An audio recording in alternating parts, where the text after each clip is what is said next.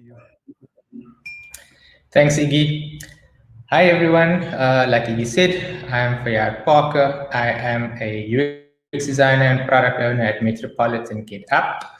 I've been doing this UX thing now for going on 7 years. But yeah, I'm not going to talk too much about myself. We're here to talk about a very interesting topic for me, and I feel like we don't talk about this enough in our community. So I just want to start off with a bit of a poll. Have you ever heard of dark patterns in UX? So Iggy's going to chuck the poll up. You should see it at the bottom of your screen. We're going to give you about 30 seconds just to vote on that. Iggy, I'm going to need a bit of your help because I can't see the results of the poll. Sure, no problem. We've got some votes coming in.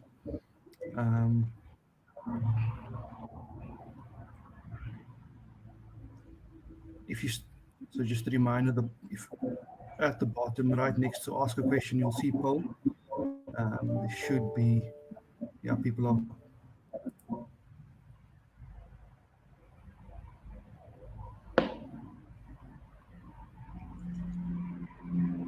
Okay, Iggy, if you can please do the honors. Sure. So we're still interacting, but looks like yes is on 50%. Nope, what is it? Is on 43%. Yes, I'm pressured into sometimes 8%. The third answer hasn't been touched. Yes, I am inherently evil and love torturing my users. Good. To try to run it Nick is the first answer, yes, and the last answer, nope. Cool. Okay, so that I think gives us a good indication. So some of you may have heard of this before, some of you don't, and all of you don't agree with me. So UX designers are evil. So let's explore why I say this. So UX is in the spotlight now more than ever, and we ourselves have made it so much more easier for people to provide feedback, to provide reviews. And people expect these reviews to be taken seriously. They expect us to act upon them. They expect us to fix the stuff that they think is broken or that they don't like. So the other thing is that user experience as a word, as a term, if you want to call it a buzzword, it's being understood by more and more people on a daily basis. It's being used by the people that we see as decision makers. On the upper end of the hierarchies in companies, executives are talking about this and they are taking it seriously. It's why a lot of us have jobs. It's the reason why we now have a seat at the table. I mean, I've heard this many times at work, on the streets. You see it online. People are commenting and using the words user experience. They're saying this is a bad experience, that's a good experience. If you have an app or someone's using an app and it doesn't work the way they intended to, they actually say this is a bad user experience. If you go to a restaurant and your food takes too long, they say that this is a bad experience. So we are in the spotlight. We are the professionals who go out there and say, we are the ones that do this thing. We want to make this better. So it's up to us to represent our users properly. It's up to us to fight for the users' needs. And when things go wrong, it's us that takes the blame. So when I say evil, what do I mean? As you can see, various sources basically say the same thing. It has everything to do with models. Now, this is where it gets a bit tricky as well, because you get models and you get ethics. But what does that actually mean? So models has everything to do with you, everything to do with you as an individual and what you perceive as right and wrong. Ethics, on the other hand, is what society perceives as, favorable, unfavorable, right, wrong. And a lot of the time, your moral compass doesn't align with ethical standards and vice versa. So while those two things may conflict at times, who are we actually designing for? And when we do put the design out there, it's the right design according to who? According to you, according to society, and who should you be designing for? So although you may design something that you think is cool and it's correct according to your moral compass, society may completely disagree. And we see this quite often. Now, let's talk a bit about this gentleman. So he wanted to solve the world's problem of overpopulation. He wanted to stop the endless suffering in various forms as a result of that overpopulation. So yes, there were many casualties along the way, but he was acting in line with his models. He thought it was the right thing to do. Now, although he did what he did, society saw it as the wrong thing, and I guess the writers saw it that way as well, because the supposed heroes came out the victors. But sorry, spoiler, but you should know that by now. Now, I want you to think about that for a second. And maybe you have this debate within your circles. Maybe this is the first time you're hearing this. Now, I want you to think about that and give me an answer. Do you believe that Thanos' method was in solving the issue of overpopulation was correct? It's another poll. Now, think about that. Are there situations where you think that the method to getting to the thing was correct, but everyone else thought it was wrong? So let's give you 30 seconds there. Iggy, I'm going to need your help again. Yep, watching it. I think it looks like people are thinking about their moral compass here.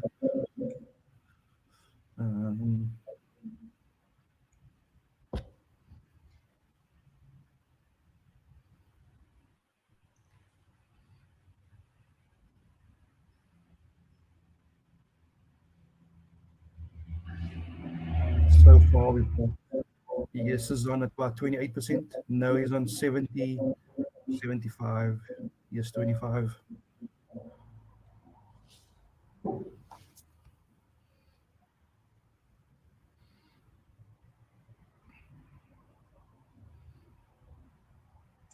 Okay, let's give it another 10 seconds. Sure. Wow, this is quite interesting.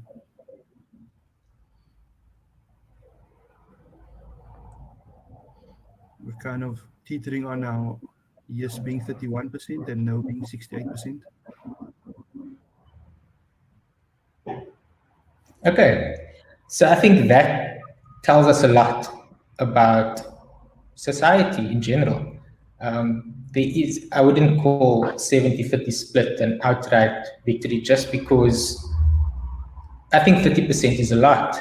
And if Thanos is talking about, how many people are we in the world? Billions of people. 30% of those billions is a lot of people who have a different opinion. Now, let's have a look at this. I'm not going to pretend to know how to pronounce those two gentlemen's names. They must be German or something. But they came up with this model, and I want to look at it from a different perspective. So they're saying that if there's an outcome, and eventually whether it's ethical or unethical, the designer is responsible and at fault whenever there is an unethical outcome. Now, what I want to take from this, and I want you to take from this, is that you as the designer should be capable of identifying whether or not something will be received in a positive or negative light. So is it unethical? Is it ethical? And even if you didn't intend it, you should be able to react fairly quickly once you recognize that there is a problem. And I personally think that we are a bit negligent when we are in a rush to release things. We actually forget about the monitoring bit. Like something goes live, we move on to the next thing, and we don't focus on how well or not well something's doing. So in this day and age, it's quite easy to see if something is received well. You put something out there, social media, just the internet in general has made it so easy for us to see whether or not it has been received well. And it's so easy for society to cancel, this whole thing of cancel culture. It happens very quickly as well. Now, even Aldrich had a good example yesterday on, people change, and we might design something for the population today, but in 5, 10 years' time, people's perceptions have changed. The world has moved on, and we need to be able to react, not just in real time, but try and predict what's going to happen in the future as well. Our jobs aren't easy. So you may have heard this, you may have not heard this before, but think about it. Think about how true this is. Everything around us has been designed by someone, whether or not they have the title of designer. Everything that has been created with a purpose. There is always intent. Now, on the odd occasion, yes, accidents happen, but for the most part, the world works exactly as it was designed. Now, when we design, there's always a measure of influence. Advertising, marketing, design always has this aspect to it. Now, persuasion is based on intent, and manipulation is built on persuasion. So if you want to persuade someone to do something, you're kind of making them accept your point. And if you want to convince someone, it means you are providing them with insights in order for them to make an informed decision. So there's slight differences between all of those. The whole point of that is that we have the power to influence all of this. We have the power to use these techniques either for good or for bad. Now let's have a look at some of them. So Cialdini's 6 principles of influence in his book, Influence, something to do with persuasion, but he speaks about scarcity, which is quite true. We want what we can't have. Scarcity also drives the value of things up. So the hospitality industry loves doing this, when they say there's only one room left at this price, you know the drill. Commitment. Once you commit to something, it's not always that easy to get out of it, especially if it's public. So you may say to your friend, let's go for a run every Sunday. So you wouldn't necessarily back out unless it's something big. You want to keep that up.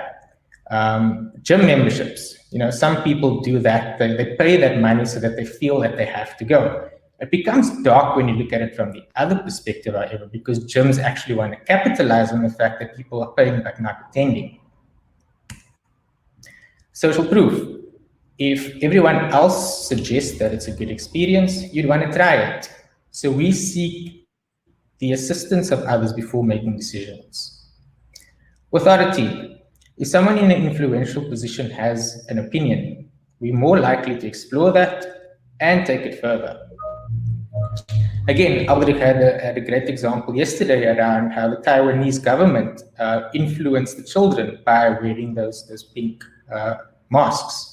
So again, this can be used for good. It can also be used for evil. Reciprocation. If I give you something, you feel obligated to give me something in return sometime down the line. Think about all the free stuff you've gotten from all these companies.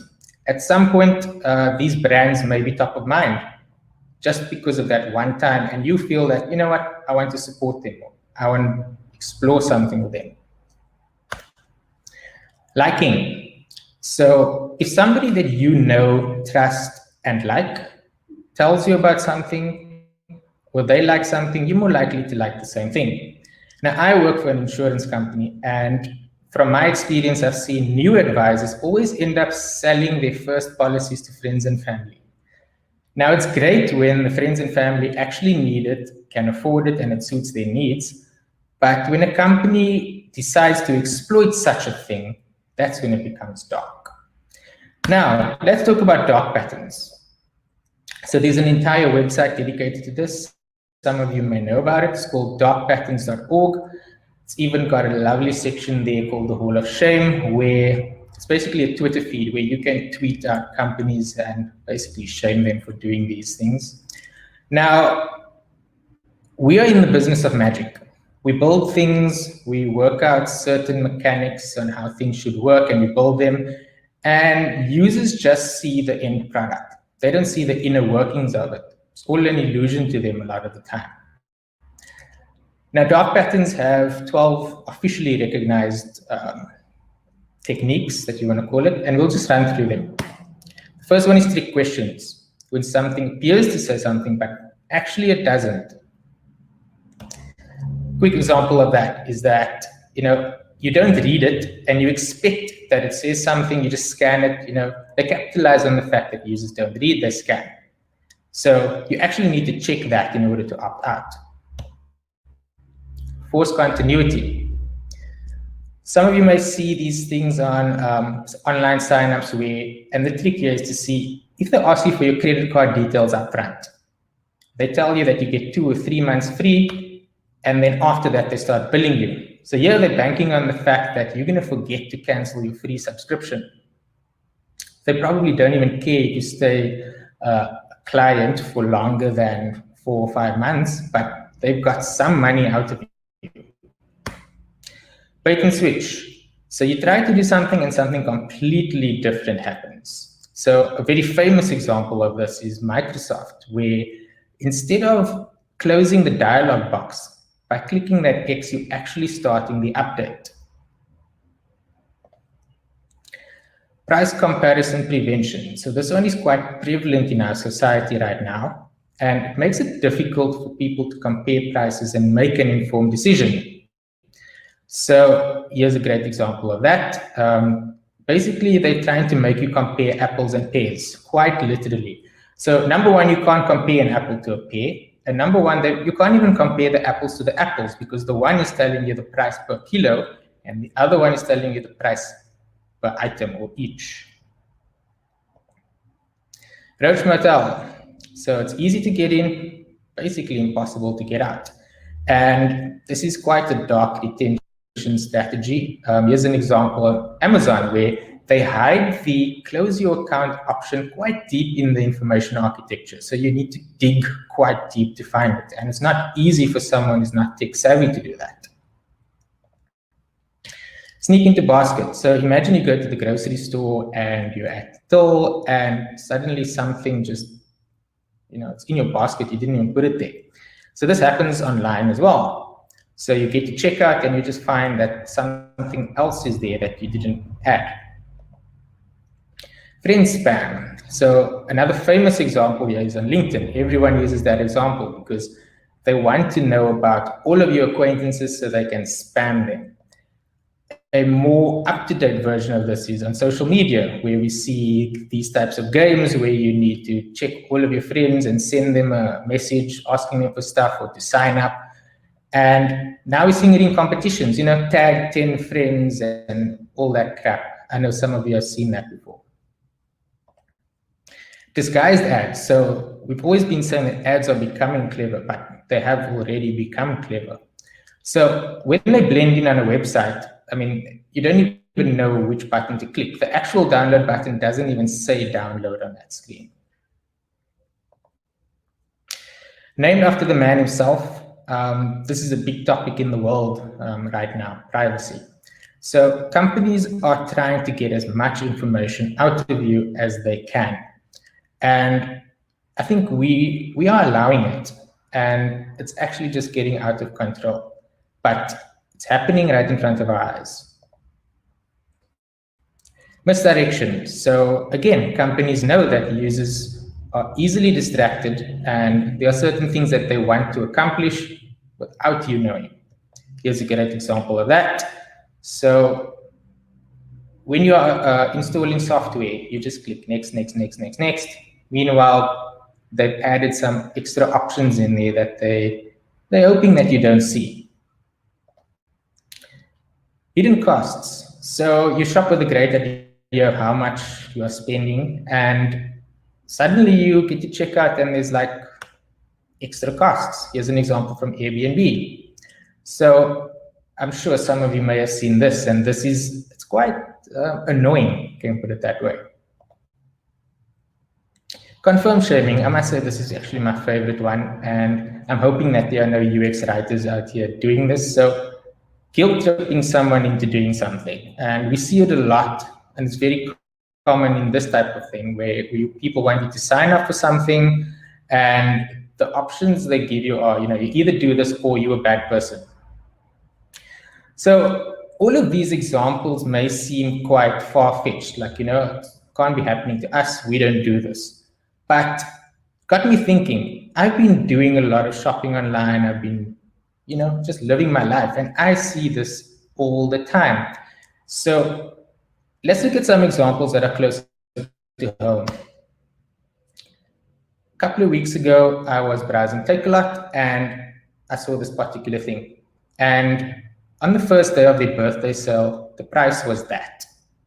One day later, I checked the same item and suddenly that thing appeared. And I was like, but are you trying to tell me that this thing is suddenly on special? Now, it makes me feel a certain way. And I think the whole point of dark patterns is that it makes you feel a certain way. It makes me feel like I can't trust the brand anymore because they're lying to me. Some of you may use Microsoft Teams. And again, on the privacy issue, basically when somebody starts a recording during a meeting, this message pops up and it says, by joining, you are giving consent for this meeting to be recorded. Only I've already joined and no one has asked me for consent. A small fix for this would have just been when somebody clicks record, ask everyone to accept. But no, I might not even have the window open. I might be looking at something else and I might not see this. Uber Eats, some of you may have seen this. It's a fairly new feature where they've started adding in all these extra costs, but they don't tell you about it until the last screen. They're even quite cheeky because when you're checking out, you select something and they only tell you that there's, or it looks as if there's only a delivery fee. Only when you click on how do fees work or you actually get to the last screen, you'll see that there's all these other fees and they add up. Again, it makes me not want to use the service anymore. Vodacom. So this is a classic example of Roach motel. It's basically impossible to get out of this service. So once upon a time, a couple of months ago, I just saw this charge being added and I followed the prompts, dial the USSD, opt out of it. I've been told it's been opted out of. I log onto the app, I see it's gone, but next month it just appears again. But I've never ever subscribed to it. KFC, many of you will have gone to the drive-thru. Now, when you get to the first window, they ask you what you want for your meal, and then suddenly the volume goes up, and suddenly there's cars behind you with their windows down, and you get asked, do you want to add 2 rand for hope? And this is a classic example of confirm-shaming. So if you say yes, all's good, but if you say no, you try to say it as, soft as possible so no one hears you, and you still get judged at the next window. But surely it would have gotten better if it were on an app, right? Because no one can hear you, no one can see you, no one can judge you, right?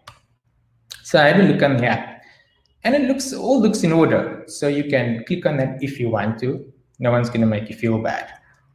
But when you do click on it, a little box pops up and says 2 rand feeds 1 child. Now, let's ignore the fact that the UX is bad because it doesn't even look like a drop-down list. But once you click on that drop-down list, by feeding 1 child, you are allowing 499 to go hungry. So, yeah. Now, users don't know what goes on in your meetings. It's up to us to equip ourselves with the right tools to have the right conversations in our organizations. So why do we still end up with so many cases of questionable design? So we all want to be at the center of this triangle, but circumstances aren't always in our favor. Sometimes we have to compromise. Sometimes we have to lose a battle to hopefully win a war. Now, more often than not, it's the UX that has to suffer. More often than not, the user experience or the end user has to suffer at the expense of the company's objectives, whether it be making money, whether it be trying to get as many people into the store as possible, whatever that may be. And sometimes our competitors are the ones who operate like outside that ethical margin or within a gray area, and that forces us to react in a certain way. Now, great design does not always equal the most profits in the quickest time, but I'd like to know, How many of you have been in a position where you had to sacrifice an experience for profits? So we're going to give you about 30 seconds to do this quickly.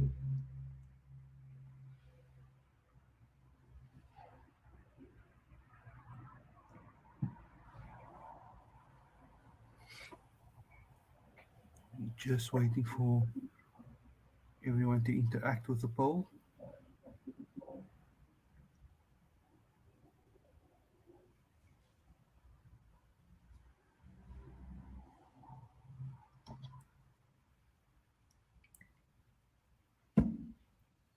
I haven't. Okay. Okay, Iggy, what are we looking at?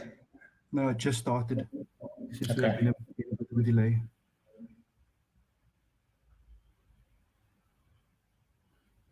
Okay, so I'm going to move on just in the interest of time. So while you are voting on that, I want you to think about, who are you really designing for? You most likely don't design for free. You do it in exchange for some sort of remuneration, whatever that may be. And you may be in a position where if you don't do what the client wants, you'll be out of work, and it won't be that easy finding more work. There may be so many other scenarios that you are in. And it makes you think, like, are you designing for the user? Are you designing in order to keep your job? Are you designing for the betterment of society in the future? So what is the impact of that? What is the impact on you? What is the impact on your user, society, and future generations? Is your design going to affect people's mental health? Is it going to influence people's views? Are you doing any sort of damage? Or are you promoting good? So Iggy, I don't know, what are the results looking at? I just posted. So yes, many times, 60.9%. No, 30.4%. I was asked to but refused and kept my job, 8.7%. And the latter two, 0. So it looks like most of us have been in some sort of position like that. So what is the order of these priorities to you? And I think you need to answer that question for yourself. So I'm going to give you a scenario. It's very built on the previous poll. Now, being honest, if your competitors are rapidly stealing market share from you, and this is a realistic scenario, would you rather continue to put out ethically sound designs which may in turn affect, your situation at the company or the company's future? Or would you do whatever is necessary to protect and or claw back market share to ensure business sustainability? So Iggy, 30 seconds. You just opened it.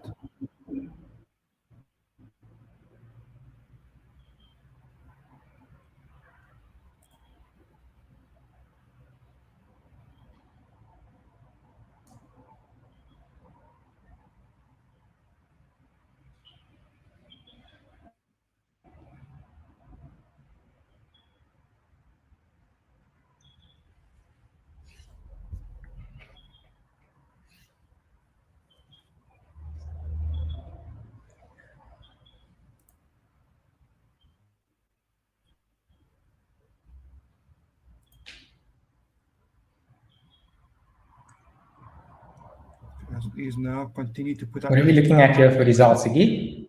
So continue to put out ethically sound designs is on, which just gone down 70%.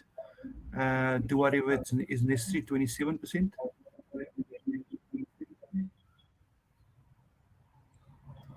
I'm actually very happy to hear that.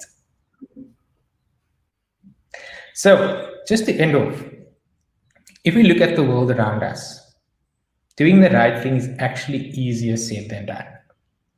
We don't know what each other's scenarios are, what the circumstances are, but we as designers have already influenced and designed the world into its current state.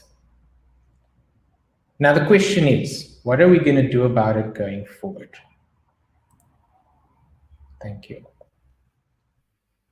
Any questions? Thank you, Fayyaadh.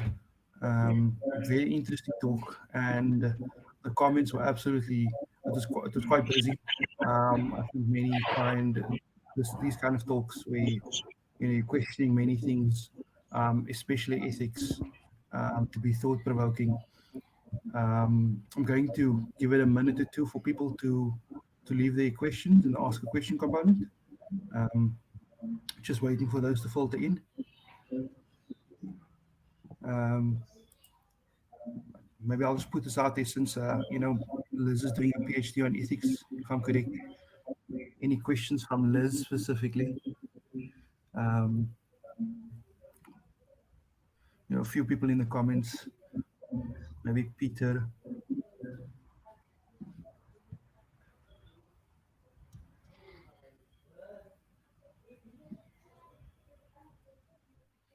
Nothing yet.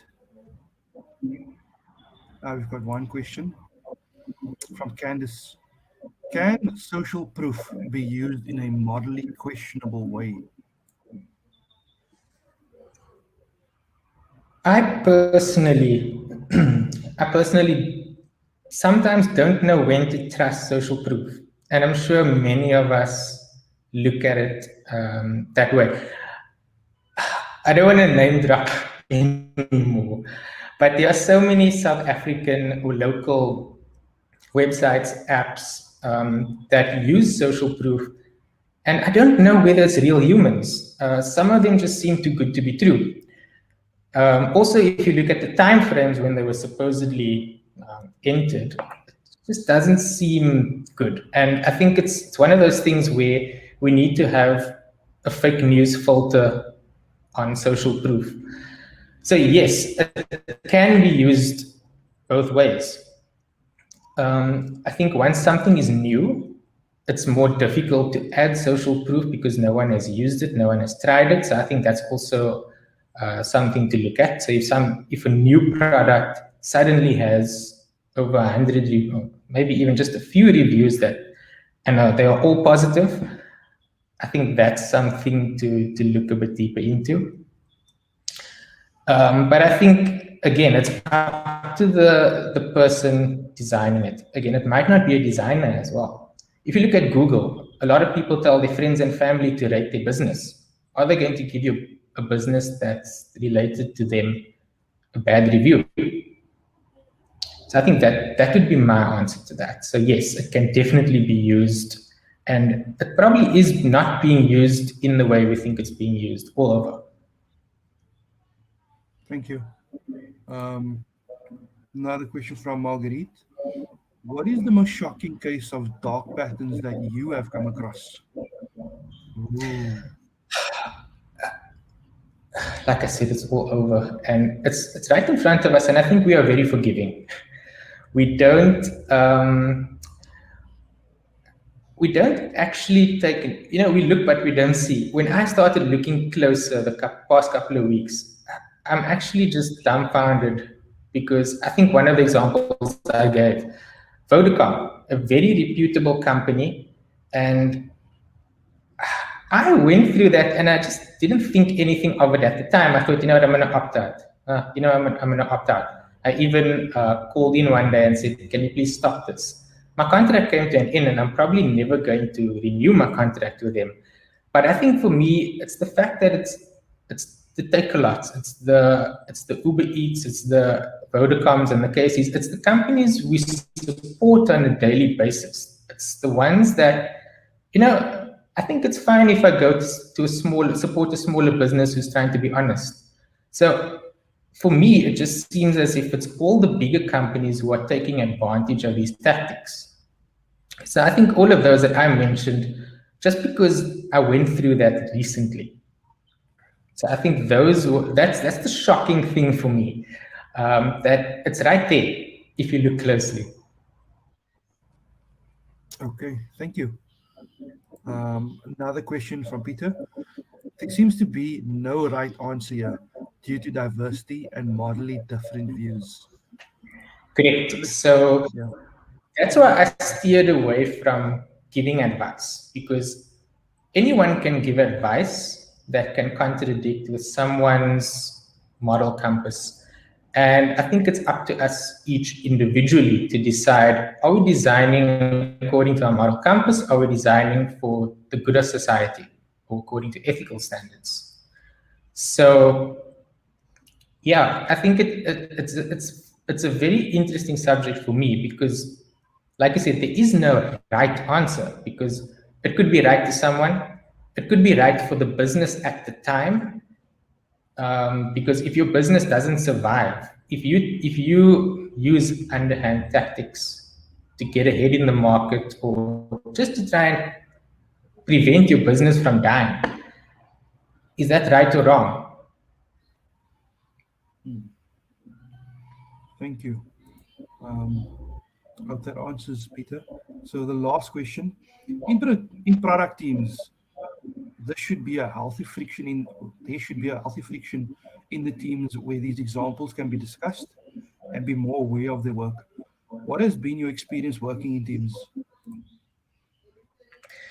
Yeah, I must say I'm very fortunate to be in a team that is very diverse and very open-minded, and we allow each other to have these diverse opinions. And I think the team was designed that way, to bring all the different perspectives. And we do have business objectives like everyone else. And we try to do the best thing that we can do for the business that is also in line with ethical standards. Now, again, like I mentioned, I work in insurance, and insurance is also, again, it can even go to certain industries are questioned from a moral perspective. But we have approached, specifically my team, we have approached insurance from a completely different angle. We have said, what is the best that we can do to help people? Instead of the traditional insurer where, they just take your money and hope you never claim. So our mission is to do something good for people, for society. And that was a conscious decision we made, and I feel that the entire team has done really well to follow up on that. So it's different for everyone else, but that has been my experience. Thank you. That answers, Jason. And that seems to be the end of our questions. If there are any questions, please reach out. Fayyaadh is available on LinkedIn. Happy to share his details. Fayyaadh, thank you again for